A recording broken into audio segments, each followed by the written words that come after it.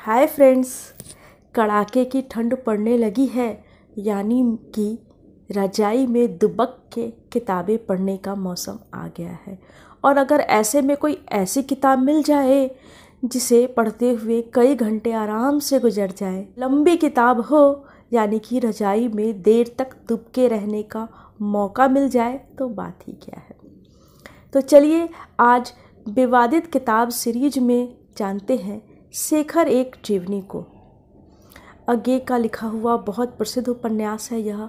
आप सबने इसका नाम जरूर सुना होगा। हिंदी की 10 महत्वपूर्ण किताबों की उपन्यासों की अगर जब भी बात आती है तो उसमें एक नाम शेखर एक जीवनी का होता ही है। मैंने कई बार शेखर एक जीवनी के ऊपर वीडियो बनाने के बारे में सोचा। हर बार कुछ न कुछ ऐसा हुआ कि जिस दिन भी यह तय किया कि आज शेखर पे बात करूंगी, उस दिन वीडियो बन ही नहीं पाया। एक बार बना भी था पर मैं उसे फिर टाल ही नहीं पाई थी। कुछ न कुछ ऐसा चलता रहा कि शेखर का परिचय आपसे मैं करवा ही नहीं पाई, और आज देखिए यह मौका लगा है। तो चलिए शेखर एक जीवनी के बारे में जानते हैं। मैंने कहा कि इसे मैं विवादित किताब सीरीज के अंदर ले रही हूँ, तो सबसे पहले आपके मन में यह सवाल आया होगा कि शेखर एक जीवनी के साथ विवाद क्यों थे, क्या थे। यह किताब 2 भागों में है। पहला भाग उत्थान 1941 में आया था, दूसरा भाग संघर्ष 1944 में। इसके लेखक हैं सच्चिदानंद हीरानंद वात्स्यायन अज्ञे। अज्ञे के 3 महत्वपूर्ण उपन्यास हैं। उनके नदी के द्वीप आपने किताबें में सुनी है उस उपन्यास के बारे में। ऐसे तो अज्ञे मूलतः कवि हैं, उनका कवि रूप इस उपन्यास में भी झलक के आया है। शेखर एक विद्रोही व्यक्ति है, आत्म स्वतंत्रता की खोज करता है यह उपन्यास।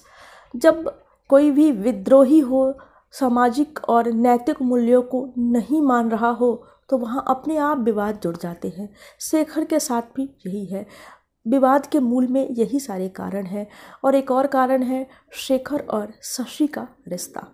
शशि उसकी दूर की बहन है, रिश्ते की बहन, और दोनों एक साथ। दोनों के बीच प्रेम है या नहीं है, किस तरीके का रिश्ता है, यह तो हम आगे जब उपन्यास की कहानी जानेंगे तब समझ लेंगे। लेकिन जो विवाद के मूल कारण थे उसमें सबसे पहला यही है, शशि और शेखर के बीच का रिश्ता। शेखर विद्रोही है, शेखर मौन है, शेखर अल्हड़ है, शेखर शोक है, शेखर प्रेमी है, शेखर क्रांतिकारी है।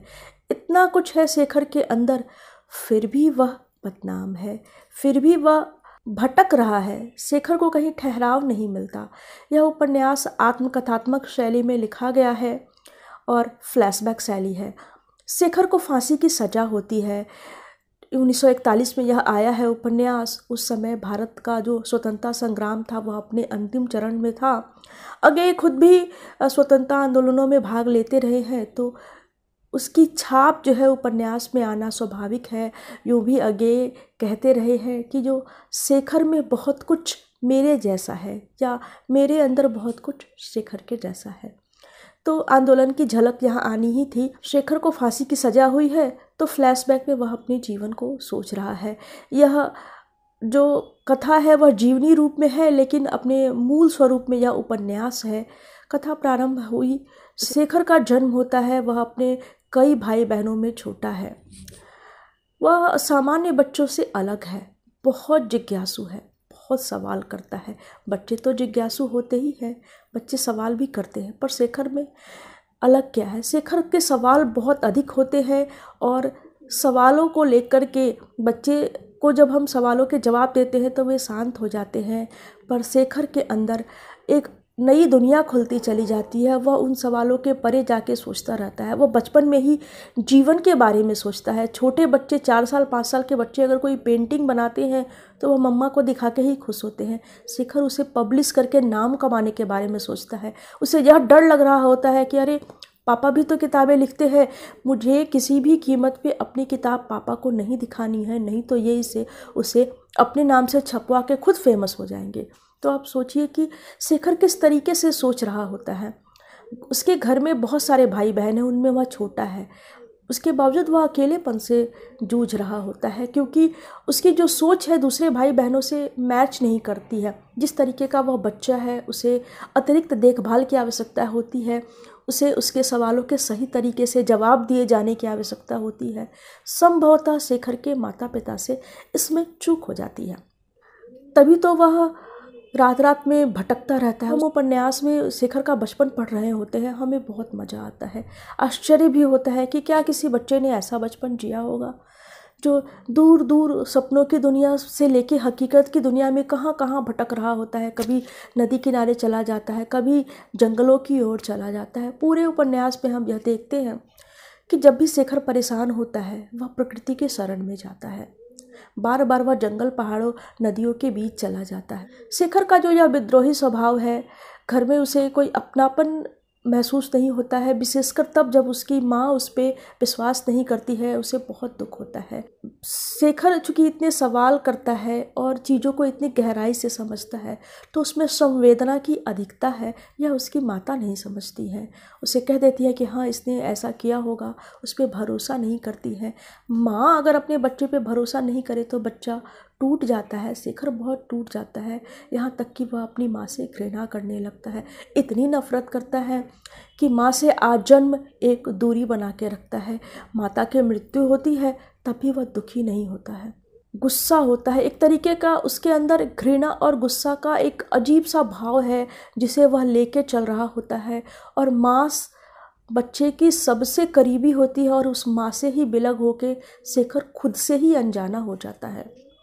सरस्वती उसकी सबसे बड़ी बहन है। सभी भाई बहनों में सबसे अधिक उसकी सरस्वती से ही निकटता है। वह अपनी हर बात उससे बताता है और बहुत खुश रहता है इस बात से कि सरस्वती उसकी अपनी है, तभी तो उसकी कोई भी बात वह कहीं भी प्रकट नहीं करती, अगर उसकी हर राज को राज रखती है और उसके मन मुताबिक चलती है। लेकिन वो सबसे बड़ी है तो जल्दी ही उसकी शादी हो जाती है। विवाह के बाद शेखर उससे एक दूरी बना लेता है, उससे बात तक नहीं करता, उसे पत्र भी नहीं लिखता, क्योंकि उसे लगता है कि वह तो अब दूसरे की हो गई तो मेरी अब नहीं है उस तरीके से, तो मुझे अब उससे दूरी बना लेनी चाहिए।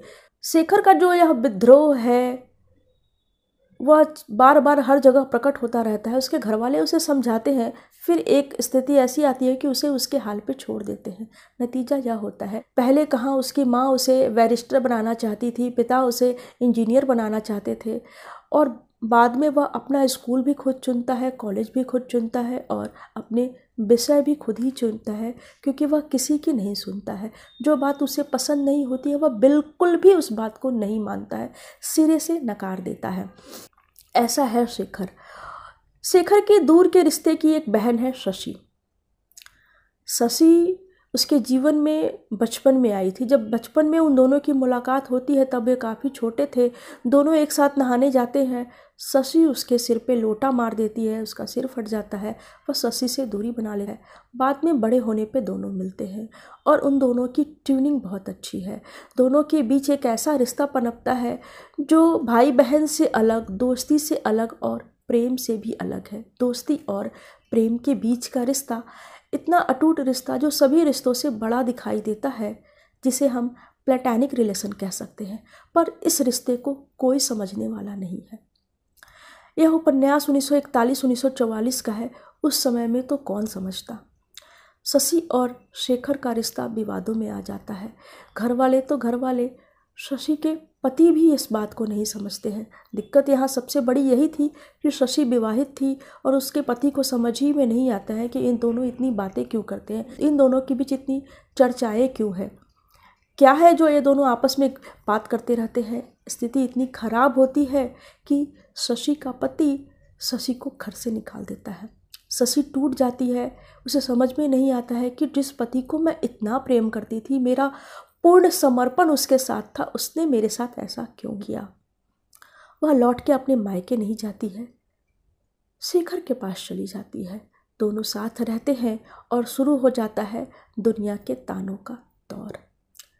दुनिया इस रिश्ते को एक अलग ही रूप में देखती है और शशि और शेखर का जो रिश्ता था वह एक अलग ही रूप में था। जो शेखर को कहीं नहीं मिलता है वह शशि में मिलता है। शशि उसकी बातों को समझती है और जब वह तर्क करता है तो शशि जो जवाब देती है शेखर को वो संतुष्टि देते हैं। शेखर को लगता है कि मेरे अंदर का जो विद्रोही मन है, जितने विद्रोह है, जिन बातों को लेकर के है, सबका ठहराव शशि के पास ही है।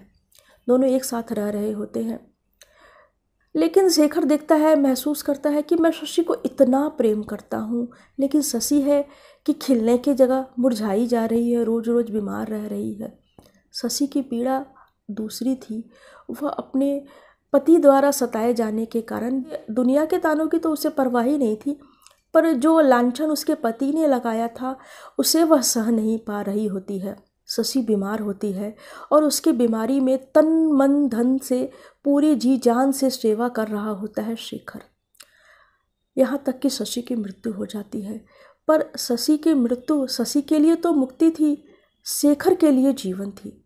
क्योंकि शेखर का जो विद्रोह था, शेखर के अंदर जितनी बेचैनी थी, जो उसका भटकाव था, सबको एक किनारा मिल जाता है। उसे समझ में आ जाता है इस बीच कि उसे अपनी ज़िंदगी में क्या करना है, अपनी ज़िंदगी को किस दिशा में ले जाना है।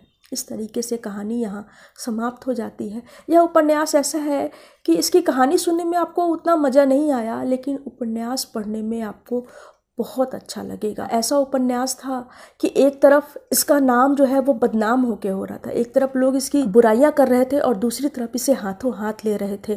विशेष रूप से हर युवा के दिल की धड़कन थी यह उपन्यास। युवा इसे बहुत पसंद कर रहे थे। पढ़ने वाले को लगता था कि अरे यह तो कहीं ना कहीं मुझसे मिलती है, इस कथा में कहीं ना कहीं मैं हूँ। किसी को शेखर के बचपन में अपना बचपन दिखाई देता था, तो किसी को शेखर की जवानी में अपनी जवानी। ऐसा है शेखर, ऐसा है यह उपन्यास। इसकी भाषा बहुत ही रोचक है, बहुत ही अच्छी है, यूँ थोड़ी सी कठिन है क्योंकि इसमें तत्सम शब्दों की भरमार है। देशज शब्द भी है, पर देशज शब्द जहाँ है वो ठेठ देशज है, तत्सम पूरी तरीके से तत्सम है। अंग्रेजी, उर्दू और फारसी के शब्द भी हैं, पर वह मई बिल्कुल काव्यात्मक भाषा है।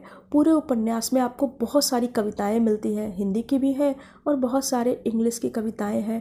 बहुत सारे इंग्लिश के नोट हैं, जो कोटेबल सेंटेंस है वो इंग्लिश के हैं और ज्यों के त्यों इंग्लिश में ही लिखे हुए मिलेंगे आपको।